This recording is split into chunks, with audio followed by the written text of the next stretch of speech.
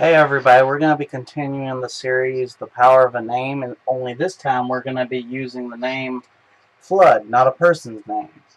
Flood happened in year 1656 in the Bible, AC. But we're going to be talking about how this relates to more current history and how it has repeated itself. So, flood is a mighty deluge by waters, is how it's defined in Hebrew. But a deluge, inundate with a great quantity of something. It doesn't have to be just water. But I'm going to end up demonstrating that waters can mean many things as well in the Bible. And I'm going to start with that. Water. The word water is used in a variety of metaphorical ways in Scripture. It is used to symbolize the troublesome times in life that can add or do come to human beings, especially God's children. Psalms 32:6, Psalm 69:1, Psalm 69:2, Psalm 69:14, 69:15, Isaiah 43:2, Lamentations 3:54. And in some context, water stands for enemies who can attack and need to be overcome. So, it can represent the enemy, people. 2 Samuel 22, 17 through 18, Psalms 18, 16 through 17, Psalms 124, 4 through 5, 144 and 7, Isaiah 8, 7, Jeremiah 47, 2. In both the Old and New Testaments, the word water is used for salvation and eternal life, which God offers humankind through faith in His Son. So, as you can see, waters can mean many different things. So, what happened in 1656 that can be considered a deluge by waters? Well, believe it or not, in 1656 there was an event called the deluge. But before we get to that, I want to read sort of like a precursor to that. There's a turning point that came in a series of grand visors for the Kaprulu family, which apparently I didn't write on there, that emerged between 1656 to 1703 AD. And the Kaprulus received unprecedented authority and freedom from the Sultan's interference. They reignited their empire's military ambition, and by 1676, they had taken Transylvania, Crete, and the Polish southern Ukraine. Their insolence was turned back upon them when the Grand Vizier led a huge army for his second attempt to siege Vienna in 1683. And Ottoman forces were badly beaten by armies from Germany and Poland, led by a Polish king, Jan Sobieski. 15 years of seesawing warfare finally forced the Ottomans to sign the Treaty of Karlowitz in 1699, and in this agreement they surrendered a significant portion of Europe, including all of Hungary. And this actually explains the second half of verse 18 in Daniel 11:18. Something I didn't write.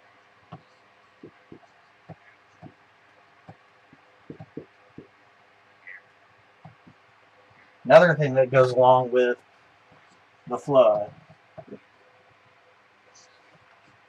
So, in Daniel 11:18 it said, "Then he will turn his attention to the coastlands and will take many of them, but a commander will put an end to his insolence and will turn his insolence back upon him."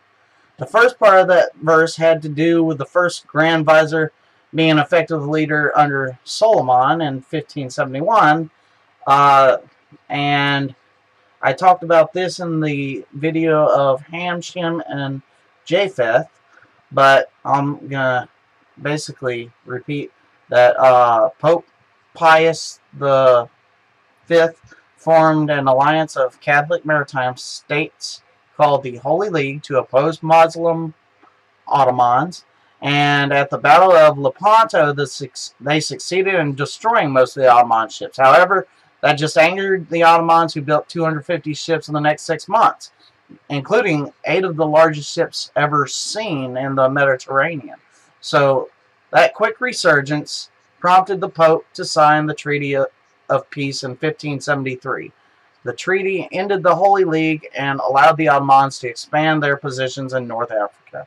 And this explains the first half of 18, where it says, "Then he will turn his attention to the coastlands and will take many of them." And then a commander will put an end, is that last part that we talked about in 1656 to 1703, where there was a turning point with a series of grand visors from the Koprulu family. And basically what happened is that there was 15 years of the seesawing warfare, finally forcing the Ottomans to sign the Treaty of Karlowitz in 1699. And in this agreement, they surrendered a significant portion of Europe, including all of Hungary, which explains what I had said. But the commander will put an end to his insolence and will turn his insolence back upon him. So, yeah. And continuing, the term deluge. It denotes a series of mid-17th century campaigns. In the Polish-Lithuanian Commonwealth. In a wider sense, it applies to the period between the Khmelnytsky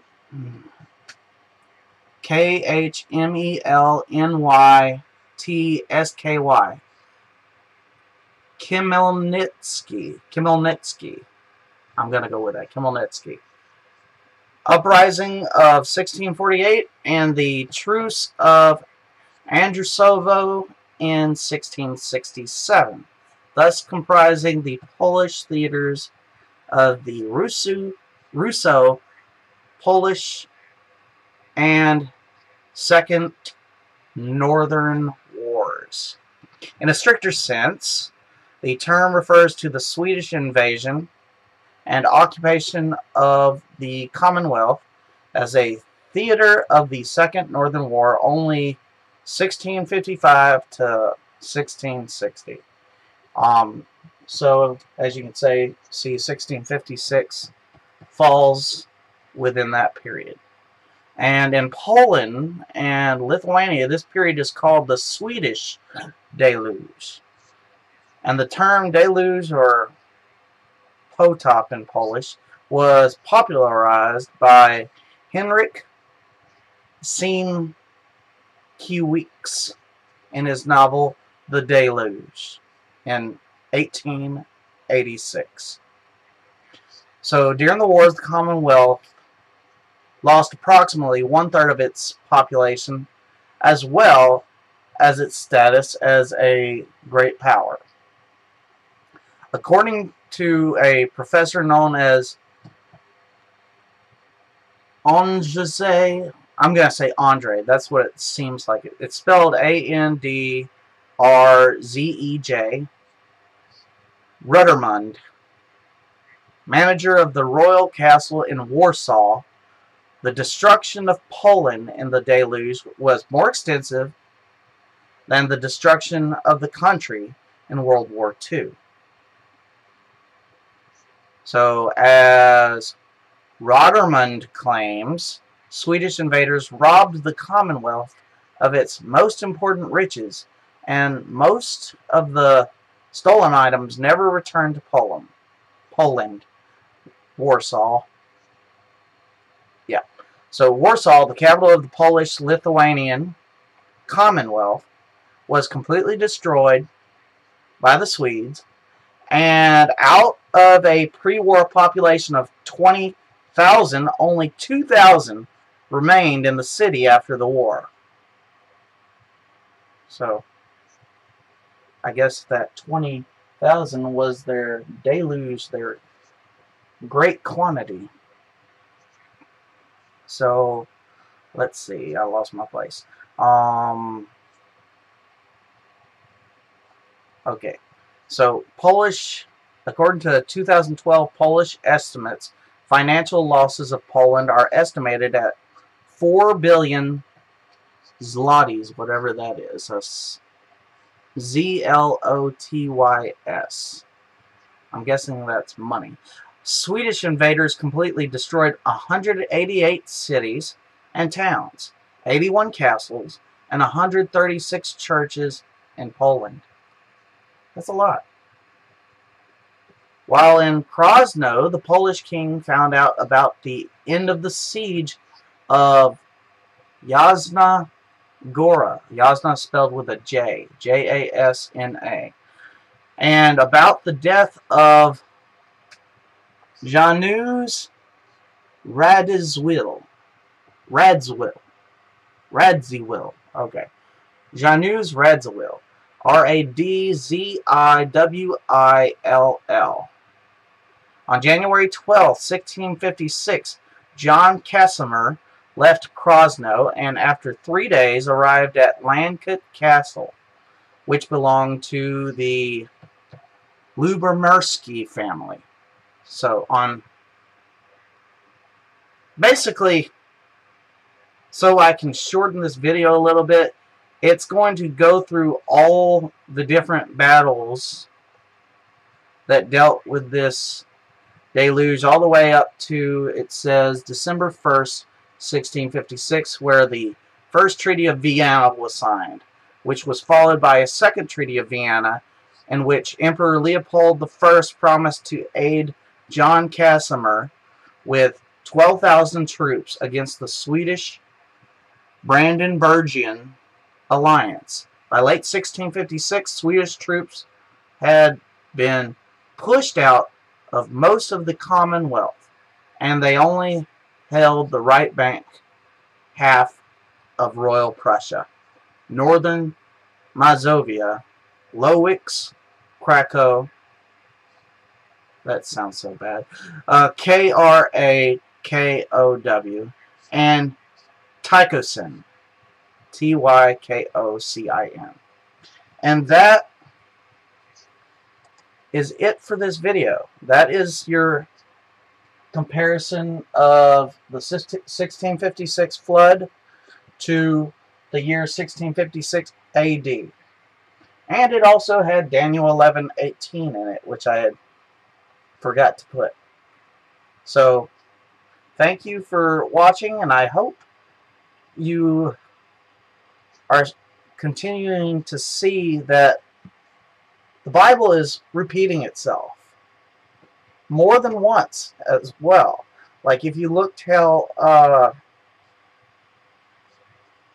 in my previous videos with the names mentioned in Genesis chapter 5, there were many dates that gave both birth dates and death dates. Now we're getting into certain names that only have the beginning dates. Sure, you can do the addition and everything to get their death dates on the upcoming videos, but you would think that if the Bible thought that these death dates were important, they would have done like they did in Genesis chapter 5, where they provide everything. They provide the birth date. They provide how many years it took before they had their child, their first man-child. Then it provides how many years that they lived after the man-child. And finally, it tells how many years they lived total. That how many years they lived total is not provided in chapter 11. at all. So my guess is that the important dates are the birth dates in chapter 11. Don't get me wrong, I've checked, and for the dates that have happened, because some dates when you calculate the after adding, there's some dates that just haven't happened yet, but for the dates that have happened, have had events that have coincided with the names. But the thing is, these dates are a lot harder to find something than my first set of dates were. So the fact that it's harder for the information to be found must mean that maybe those dates aren't quite as important as the original dates were. Because maybe the whole point of these dates was to show you that they led up to Israel's becoming a nation again. Because as you can see, like, we've made it to 1656. But if you add up all the dates in the names that we're going to be going, we're going to make it all the way to the year 1948, which is when Israel became a country. And what happened in 1948? Abraham was born. And we're going to be discussing that later. What all events other than Abraham being born, or Abram at that time, actually. So, and we're also going to be continuing with the Daniel chapter 11 and how it falls into place in history as well. And how the events in Daniel 11 are still happening. In fact, we've already discussed year 2006 in our Noah video, and how the year 2006 can be directly tied to Noah's name. 2006 was supposed to be the year of Noah's death. And then I went to the year 2006 AD, and it tied directly into events that happened there. Watch the previous video if you wish to find out what that was. Thank you for watching, and I hope you continue to see the connections that we're making. The connections, how the Bible is repeating itself. Events are happening over again. I mean, I'm using actual definitive years, actual numbers in the Bible, actual names in the Bible, and it's all repeating. Everything's repeating. The definitions of the names: deluge, 1656. If you type in 1656 on Google, and deluge, it's going to bring up this. I mean, you can type another year and type in deluge, and I'm sure you won't find the same thing. Like, I'm going to do that right now. Like, just go to Google. Oh, I'm already at Google. And let's see. Let's say year... I'm going to say year 2012 deluge. And you know what? It brings up, like, nothing, really. I mean, grass-feeding butterflies defy 2012 deluge. I don't see how that would be important to biblical history, or to inundate with a great quantity of something, or a mighty deluge by waters. I just don't see how the butterfly deluge would be in comparison. And then let's try a different year. If you try 1985, when I was born. A Flood of Memories. A Flood of Memories from 1985 deluge. The 1985 flood destroyed homes, buildings, railroads, and bridges, but no lives were lost in central something. That's actually kind of interesting.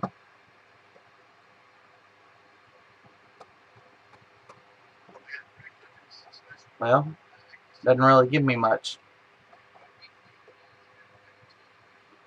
So, can't really do nothing with that. Oh, now it brings it up after I go back. So, let's see. Give me just a few seconds. Apparently there it goes. If you remember the University of Virginia 7'4" basketball hero Ralph Sampson, imagine a second Sampson on the shoulders of the first with his arms outstretched. Wow, he's big. Or, to continue the sports analogy, picture a spot 7 feet above a standard 10-foot high basketball goal. That's how high the James River rose above the flood stage on November 5th, 1985. Huh, that's interesting. There are some years where you can find a deluge, apparently. But, as you saw earlier, it wasn't every single year that you can find it. So, and to me, this seems more legitimate just because there was an event literally titled Deluge in 1656. Literally. Like, I mean, it was like first thing that came up, and like, let's just type in 1656 on Google so I can see if I'm... Alright, 1656. Wikipedia.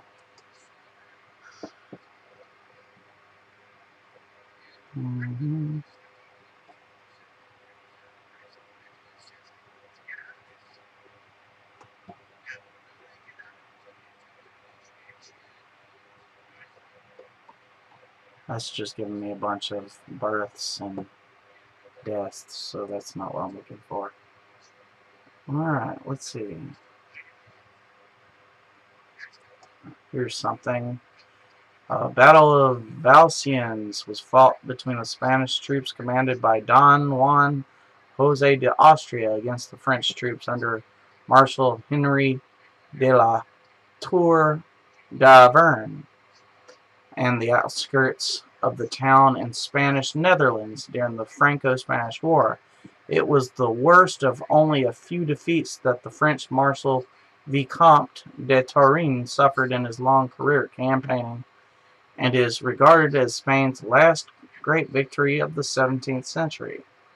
And on May 18th, 1656, the French troops began to close in and surround the fortified town, which was defended by a Spanish garrison under the command of Francisco, and the well-organized siege began to exhaust the defenders. Towards the end of June, Don Juan, the governor of the Spanish Netherlands, took the decision to come to the aid of Valenciennes as its situation became unsustainable. So the French army, consisting of 115 cavalry divisions and 31 of infantry, was divided into further 2 divisions on each side of the river Scheldt, one of which was under the command of Turenne, and the other under Henry Senator,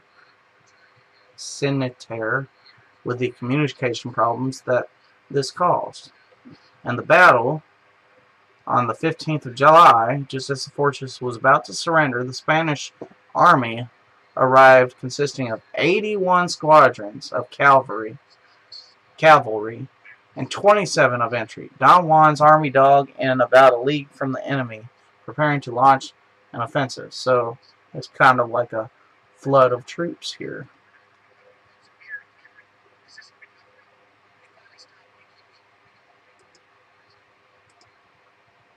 So, yeah. Other historical events in 1656. Oldest surviving commercial newspaper begins. Brandenburg and Sweden signed Treaty of Königsberg. Alright.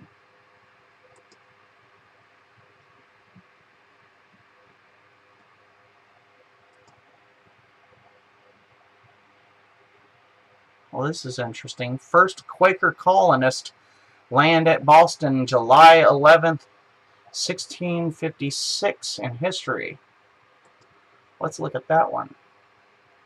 Anne Austen and Mary Fisher, two Englishwomen, become the first Quakers to emigrate to the American colonies when the ship carrying them lands at Boston in the Massachusetts Bay Colony. The pair came from Barbados, where Quakers had established a center for missionary work.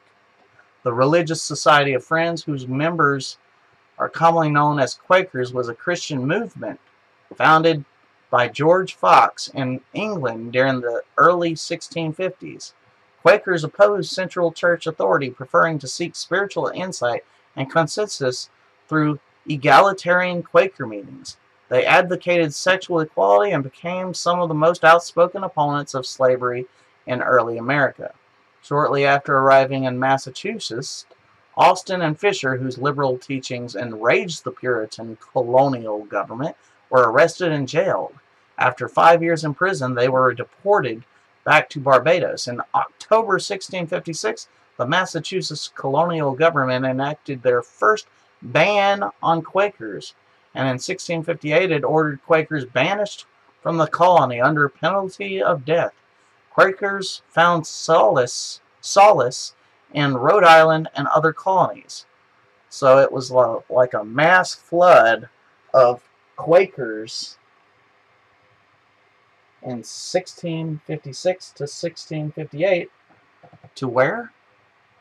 The United States.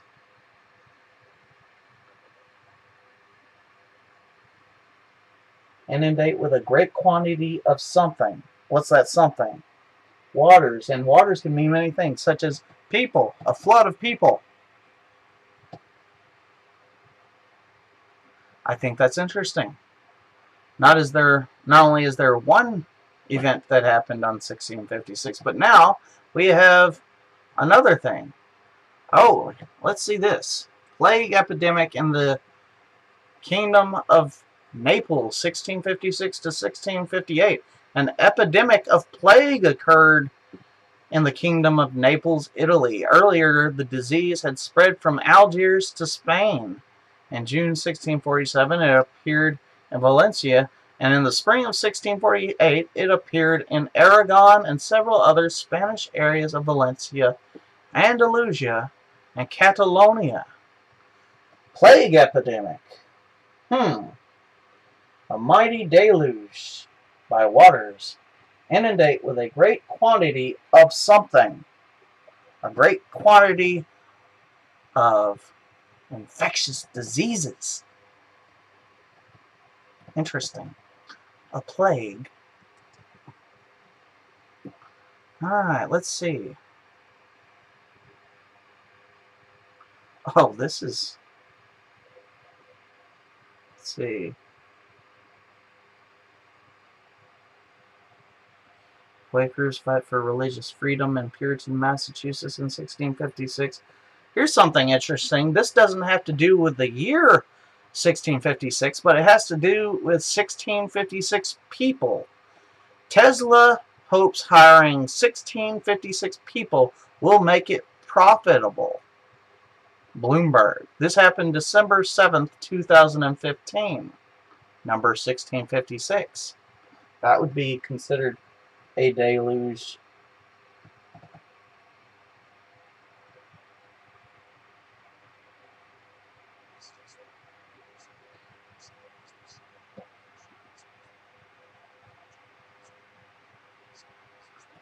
So yeah, wow. Elon Musk Electric Car Makers has more than 1,600 job openings listed on its website in 2015. Oh no, sorry. It says the amount of full-time employees became over 14,000 in 2015, whereas in 2014 it was only 10,000. So that 1,600 job openings brought up their number of people to more than 14,000. Well, that's interesting. And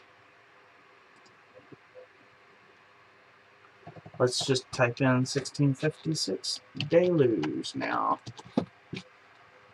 Yeah, when you type 1656 deluge, it tells you exactly what I just mentioned, the 17th century campaigns. Then it talks about a Battle of Warka, part of the Second Northern War, and the Deluge. The Siege of Warsaw in 1656. The Battle of Tychosin. Yeah, that's a lot of battles. The Battle of Cholznice. Battle of Warsaw. Battle of Jaroslav. That's a lot of battles.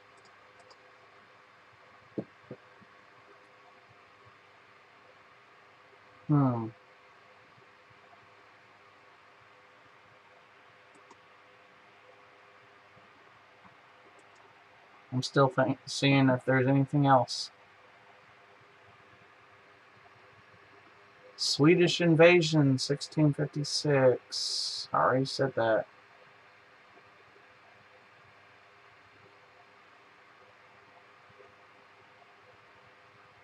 Alright, I think I have found enough. Battle of Prostki. Prostki. The Polish-Russian rivalry and the Swedish issue.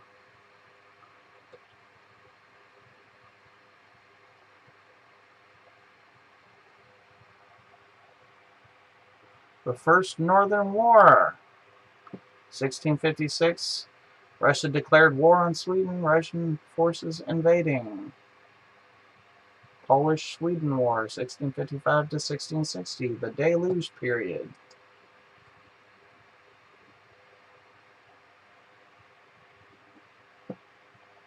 Alright.